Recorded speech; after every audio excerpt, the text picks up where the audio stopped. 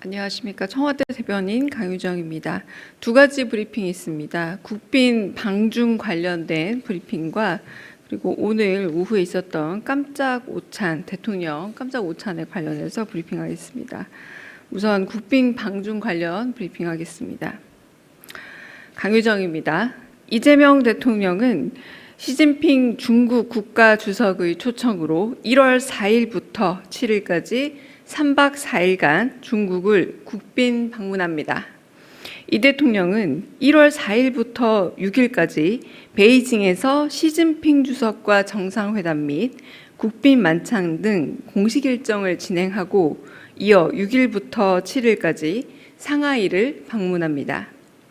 이번 방문을 통해 양국 정상은 경주 에이펙 정상회의 이후 2달여 만에 다시 만나 한중 전략적 협력 동반자 관계의 전면적인 복원 흐름을 공고히 하는 한편 공급망, 투자, 디지털 경제, 초국가 범죄 대응, 환경 등 양국 국민의 민생에 실질적으로 기여하는 구체적인 성과를 거양하기 위한 방안에 대해 논의할 예정입니다.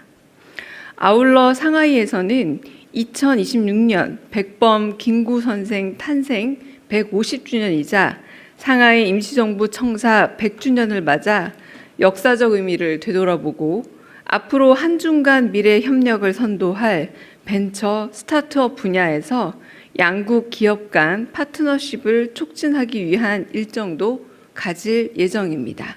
이상입니다. 오찬 관련 브리핑 이어하겠습니다. 이재명 대통령은 오늘 국무회의 종료 후 김민석 국무총리와 구윤철 경제부총리, 위성락 안보실장과 김용범 정책실장 등 청와대 참모들과 함께 청와대 인근 삼청동을 도보로 걸으며 깜짝 오찬을 가졌습니다. 청와대 춘추관을 나선 이 대통령은 오고 가는 시민들과 인사를 나눴고 시민들도 손을 흔들며 반갑게 맞이했습니다. 이 대통령은 미국에서 살다 한국을 방문했다는 한 동포 가족의 사진 촬영 요청에 웃으며 흔쾌히 응하기도 했습니다. 청와대 복귀 이튿날 이 대통령이 삼청동 동네 한 바퀴를 돌며 깜짝 오찬에 나선 건 인근에 있는 상인들을 격려하고 주민께 인사를 전하기 위해서입니다. 이 대통령은 춘추관에서 도보로 약 10분 거리에 있는 유명 수제비집을 방문해 시민들과 함께 줄을 서서 차례를 기다렸습니다. 그러면서 어린 시절 워낙 칼국수와 수제비를 많이 먹고 살았다며 배고프고 힘들었던 시절을 회고하기도 했습니다. 이 대통령은 김민석 국무총리와 구윤철 경제부총리, 김영훈 고용노동부 장관, 김성환 기후에너지환경부 장관, 차정인 국가교육위원장, 위성락 안보실장, 김용범 정치실장 등과 동석해 수제비와 감자전으로 오찬을 즐겼습니다. 이 대통령이 수제비집을 깜짝 방문했다는 소식에 청와대 출입 기자들도 식당을 찾아와 함께 식사를 했습니다. 오찬을 마친 이 대통령은 인근에 있는 총리 공간까지 도보로 이동하면서 시민들께 새해 복 많이 받으시라고 인사를 건넸고 사진 촬영 요청에도 일일이 응했습니다. 동행한 기자들이 배석 요청을 흔쾌히 수락한 이 대통령은 총리 공간 안에 한옥으로 지어진 삼청당에서 기자들과 함께 차담을 가졌습니다.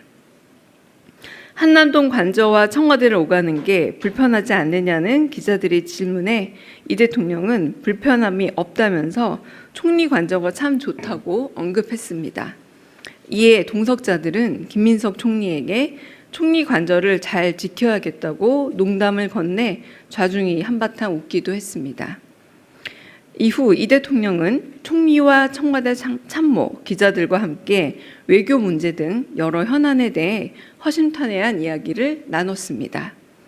오전 11시 45분경 시작된 청와대 복귀 맞이 동네 한 바퀴 깜짝 오찬은 낮 1시 20분경 끝났습니다. 이상입니다. 네, 혹시 질문 있으실까요? 네.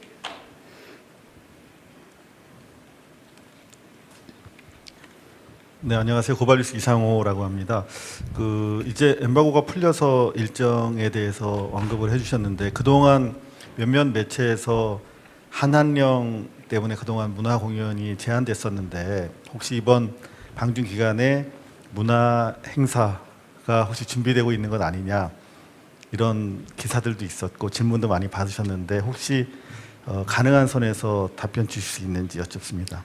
네, 청와대 쪽에서는 문화 공연에 대해서 공식적으로 일정을 밝힌 바는 없습니다. 그리고 좀 더 자세한 일정은 지금 중국 측과 조율 중이긴 합니다만 안보실장께서 곧 1월 2일에 브리핑 예정돼 있기도 하고요. 지금 좀 주요 일정을 좀 소개해 드리자면 베이징에서 시진핑 중국 국가 주석과 정상회담 갖고 국빈 만찬 갔습니다. 그리고 중국의 여타 지도자들과의 면담도 일정을 지금 조율 중에 있습니다. 그리고 동포사회와의 만남 언제나 정상회교 일정에서 빠지지 않았는데요. 동포사회에서 목소리를 듣는 자리도 있습니다. 그리고 좀 더 자세한 일정은 아마 안보실장 브리핑에서 좀 더 자세히 안내가 될 겁니다. 네. 네. 네, 서울경제 송종호입니다. 국빈 방중 시에 경제사절단도 당연히 동행을 할 것 같은데요. 그 규모나 주요 그룹 총수들 확인할 수 있을지 궁금합니다. 네, 제가 알기로도 정확하게 지금 그 규모나 이름을 말씀드릴 수는 없지만 양국 국민들의 이제 민생에 대한 실질적인 기대도 있고 그리고 한편으로는 핵심 광물 공급망이라던가 양국 기업의 상대국에 대한 투자 촉진 그리고 디지털 경제 및 친환경 산업 등에 대해서도 좀 호혜적인 경제 성과에 대한 그 경제 협력 성과에 대한 기대도 있고 그리고 관련 부처 간 MOU도 다수 체결될 예정이긴 합니다. 마찬가지로 좀 더 자세한 부분은 아마 임박해서 공개 가능하지 않을까 싶습니다. 네. 다른 질문 또 있으실까요? 네.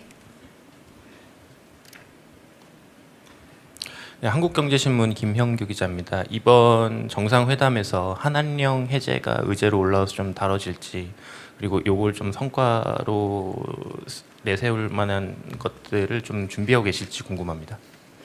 네, 아까 제가 말씀드린 것처럼 정확한 의제는 지금 구체적으로 말씀드리기 좀 어렵고요. 양국 정상 간에서 이제 의제들이 좀 더 아직 여전히 좀 조율 중인 부분들도 있고 그리고 경제 협력 기회를 좀 확대도 하고 그리고 워낙에 지금 말씀드린 것처럼 우리가 그 상호 협력적인 관계 안에서 동북아 전체의 정세에 대해서 얘기를 하는 자리이기도 합니다. 구체적인 어떤 정상회담의 의제는 지금은 좀 말씀드리기는 어렵습니다. 네네. 다른 질문 있으실까요? 네. 없으시면 여기서 네. 예, SBS 강민우입니다. 그 시기상 이제 우리의 새해 첫 이제 해외 순방이기도 하고 중국 입장에서도 이제 새해 첫 국빈 방문을 받는 걸 텐데 이렇게 조율되게 된 첫 일정으로 조율되게 된 배경이라든지 중국 측에서 관련해서 좀 설명한 게 있었다면은 배경 같은 거 좀 설명 주실 수 있는 부분에서 말씀 주시면 좋겠습니다. 특별한 일정이라기보다 에이펙 회기에서 서로 국빈으로서의 초대를 한 상태이기도 했고요. 그리고 워낙에 또 그 한일 정상 간은 이미 좀 셔틀 외교도 복원이 되어 있는 상태였었고 그리고 몇 번 서로 오가기도 했던 상태였지 않습니까? 그런 부분에서 이제 시진핑 그 주석과의 정상회담이 이제 에이펙에서 서로 의사가 좀 확인되기도 해서 거기에 대한 이제 답방으로 이제 조율이 되지 않았을까라는 생각이 들고요.